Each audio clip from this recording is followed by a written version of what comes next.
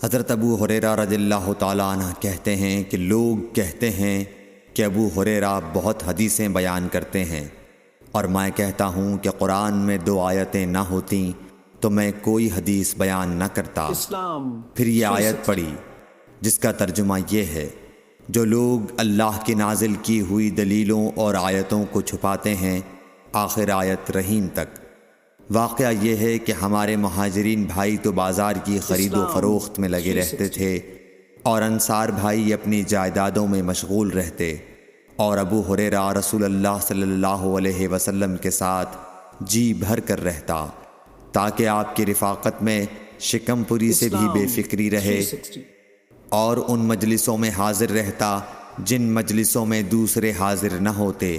اور وہ باتیں محفوظ رکھتا جو دوسرے محفوظ نہیں رکھ سکتے تھے۔ صحیح بخاری حدیث نمبر 118۔